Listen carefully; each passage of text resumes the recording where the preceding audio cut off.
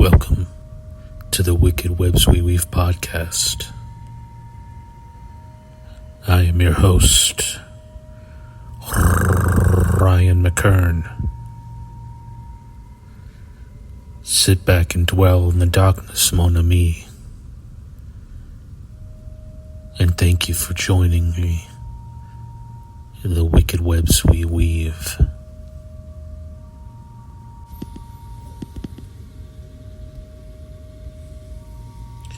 Amid the roaring 20s of New Orleans, a brutal French Quarter murder shocked the city. A pair of gruesome murders in the French Quarter, remembered as the New Orleans Trunk Murders, was one of the most violent crimes in 1920s New Orleans.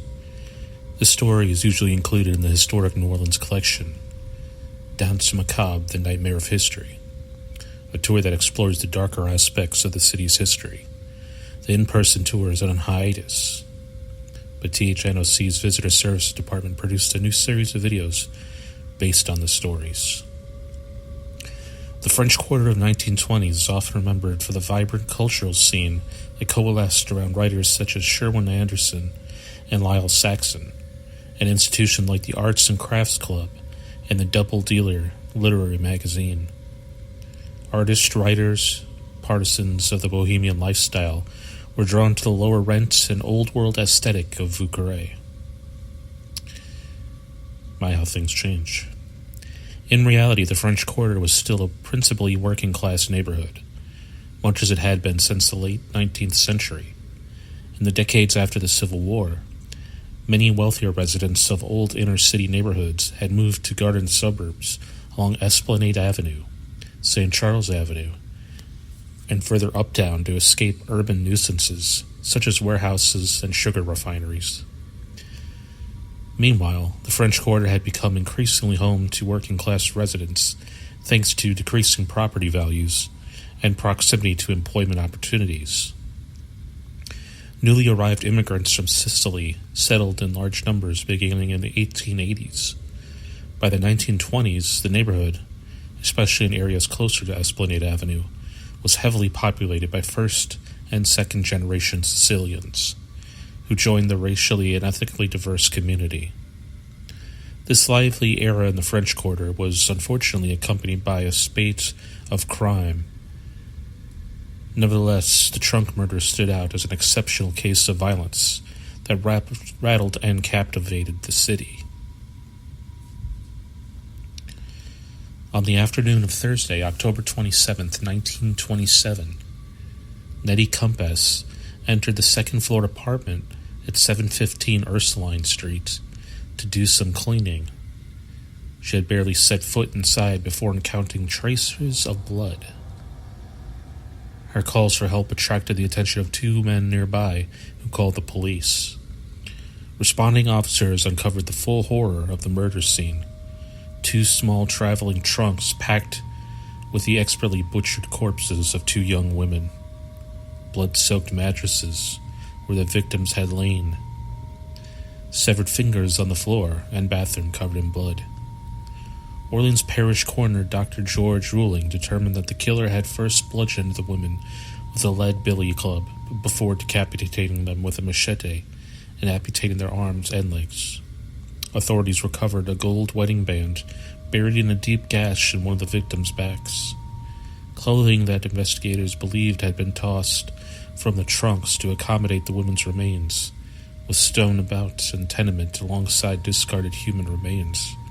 The victims, both in their mid-20s and both originally from New Iberia, were Teresa and Leonide Moiti, and were married to the brothers Henry and Joseph Moiti.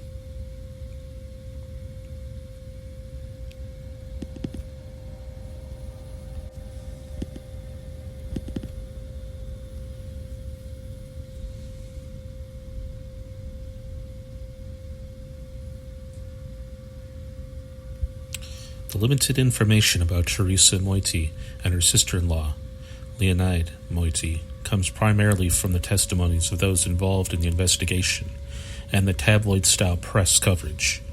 The newspapers focused most of their attention on the victims' husbands, who dwelled mainly on the women's alleged infidelities and careless parenting. The only window into the women's interior lies preserved in a story written by Leonide, discovered in a cabinet in her bedroom. It's believed to be a thinly veiled autobiographical account that she had tried to publish in a popular women's magazine. A blood-stained rejection slip was also found at the crime scene. The Times-Picayune published portions of the story in a short article about the personal effects left behind by the women. Leonide is believed to have written the story before moving from New Iberia. Her cautionary tale, presented as a personal letter, speaks of finding joy again after a failed marriage. Despite their poverty, the author writes of living happily with her husband and their young children in her small hometown. Yet she concludes with an ominous warning. Now to you readers, young girls especially, please think ahead of you and do not make the mistake I've made, because it does not always turn out the right way. You can still be disappointed. Guess it was only my luck to be happy like this, so I warn others not to take the same risk. One line, a piece of advice imparted by her father, haunts her story. Quote, "Be careful, for marriage is a life sentence." Unquote.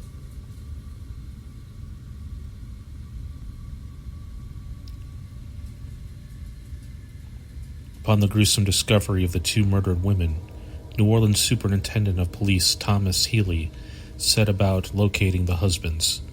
Leonide's husband, Joseph, turned himself in that evening.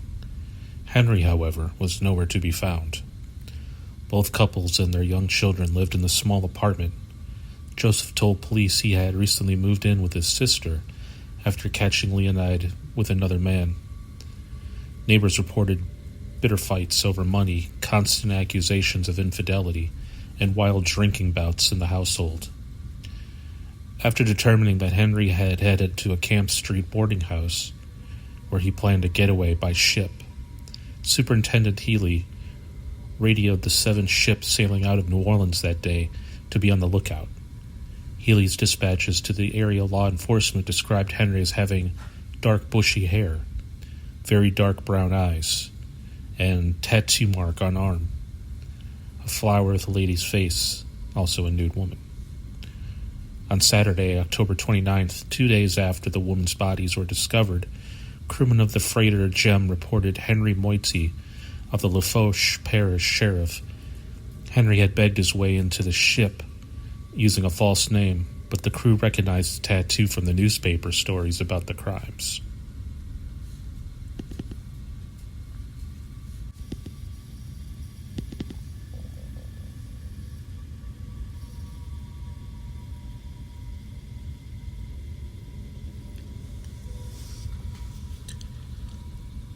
In his confession, Henry detailed his motives for the killings, while also insisting that his mind had been warped by alcohol. He was enraged over an affair he believed his wife was having with the couple's landlord, Joseph Caruso. In Henry's version of events, he was provoked to vengeance by Teresa's imminent plans to leave him. In addition to her infidelities and neglect of the children, he also resented his sister-in-law, Leonide, for having what he perceived was a negative influence on his wife. Henry did not make it hard for the prosecutors to prove premeditation. The afternoon before the murders, he told the housekeeper, Nettie Compass, the woman who later discovered the victims, that he should take a pistol and shoot both of those bastards. Later that evening, Nettie said she saw Henry, Teresa, Leonide, and the children leave the apartment in good spirits. Nettie testified that she remembered Henry pulling her aside and whispering not to be scared if Nettie and her family heard the children crying in the early morning. In a Times-Picayune article, Parish Coroner Dr. George Rowling noted the killer's skill with a knife at trial, saying, and I quote, "The killer who decapitated Miss Henry Moiti knew enough not to cut through the bone, but to cut through the joint. The appearance of the head of the wife of the defendant indicated that it had been skillfully removed." End quote. Before coming to New Orleans, Henry had worked as a butcher's assistant in New Iberia. The two murderers were tried separately by different judges. Henry was found guilty in both cases and sentenced to 2 concurrent terms of life in prison. Convict number 18038.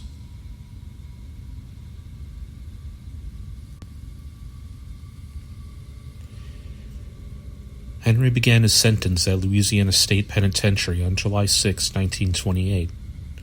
He appears to have enjoyed remarkable leeway for a man convicted of 2 brutal murders. In 1934, Henry was made a trustee of the prison, meaning he was given responsibility for special assignments and was less heavily guarded by other prisoners, another perk the trustees were given. In the summer of 1944, on a routine trip to the post office, Henry simply hired a taxi to take him to Hammond, Louisiana. From there, he caught the Illinois Central Panama Limited en route to Chicago. George Prevosti, then superintendent of the prison camps in Louisiana, seemed unconcerned. He predicted Henry would soon return of his own accord, since he had served 16 years of his sentence and had a chance of being pardoned due to temporary insanity. The insanity, he claims, was due to his consumption of alcohol at the time of the killings. 2 years later, in 1946, Henry was stopped for suspicious behavior by police in St. Louis, Missouri. When he admitted his identity, he was returned to prison in Louisiana. Despite his 2-year sojourn, the Louisiana Pardon Board recommended his release in 1947. On March 26, 1948, Governor Jimmy Davis signed the pardon. 21 years after killing his wife and sister-in-law, Henry Moiti was free. His early release turned out to be a terrible mistake that nearly cost another young woman her life. After getting out of prison, Henry moved to California in hopes of restarting. At a Los Angeles hotel in 1956, Henry shot his girlfriend, Alberta Orange, in the chest, puncturing her lung. He was sentenced to 5 years at Folsom Prison for attempting murder and assault with a deadly weapon.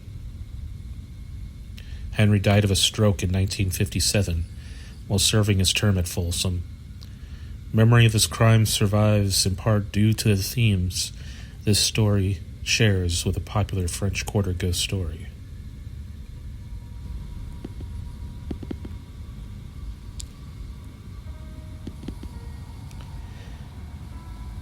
The story associated with the murders, not known if fact or fiction, is the legend of the so-called sausage ghost of Ursuline Street, which is New Orleans' answer to the Sweeney Todd legend. It's one of the latter, serving more as fodder for tour guides than for historians. Its unverifiability, however, doesn't make it any less intriguing. The story at its center involves the 2.5-story building at 725 Ursuline Street, one of 3 adjacent townhouses, nearly identically originally believed to have been built in the 1830s. Located between Royal and Bourbon Street, each of the triplets is marked by a trio of full-length ground-level openings, originally 1 door and 2 windows each, all with arched fan lights above. According to an early building plan in the city's National Archives, by 1879 the ground floor of all 3 buildings was updated to reflect the Greek Revival styles. That included trading those arched windows and doors with square-headed versions. Each of the 3 buildings also boasts a 2nd-story gallery overlooking Ursulines, with 2 dormer windows above. Those are the architectural facts. Now the legend. As the story goes, German-born sausage maker Hans Muller moved into the 725 Ursulines with his wife in the late 1800s. Depending on whom you ask, it was the location of either their home or their sausage factory. According to some tellings, it was both. The important point is that the Muller's union was not a happy one. She was getting old, and he was getting tired of her. Before long, he took a mistress. Before longer, he decided he had married the wrong woman, and so one night, in a fit of murderous marital annoy, he crept up behind the unsuspecting wife and pushed her head first into a sausage grinder. It grinded. Muller's hope was to move on with his life, sans wife. But his customers grew suspicious when they started finding bits of bone and cloth in his sausage. When someone bit down one day on a piece of what appeared to be a wedding ring, the police went after him. They had found him in the factory, the story goes, but he had by then cracked, raving that the gruesome mutilated ghost of his wife was after him. He was locked up in a local mental asylum, but the sightings of Frau Muller's ghost continued at 725 Ursulines for some time, until her still institutionalized husband took his own life. The sightings then suddenly ceased.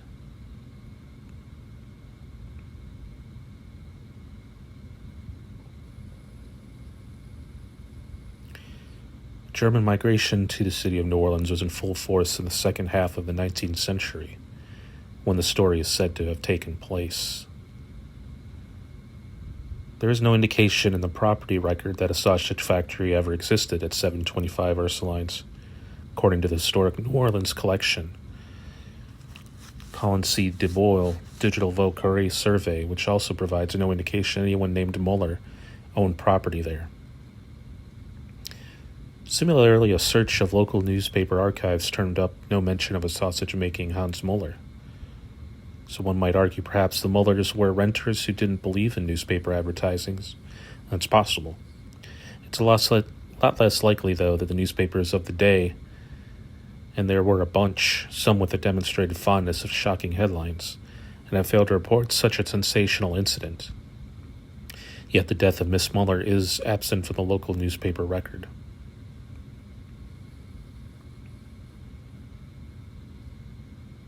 The story of the sausage ghost was first told in Louisiana author Lyle Saxon's 1945 book, Gumbo Yaya, which tributes it to a local woman named Rika Hoffman. Saxon, it should be noted, was well respected enough in the day to be named the director of the Works Progress Administration's Louisiana arm, and he remains an oft-cited New Orleans historian. But he also enjoyed delving into folklore. In fact, he is credited in helping invent at least one piece of local folklore, the story of Annie Christmas, a sort of Paul Bunyan of the Delta. And while his Gumbo Yaya does indeed touch on New Orleans history, its often overlooked subtitle says it all, a collection of Louisiana folktales.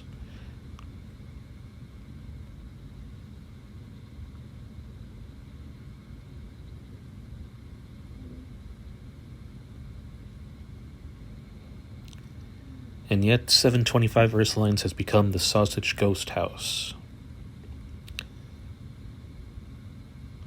Perhaps inspired tale by the real-life horror that played out right next door with the New Orleans trunk murders.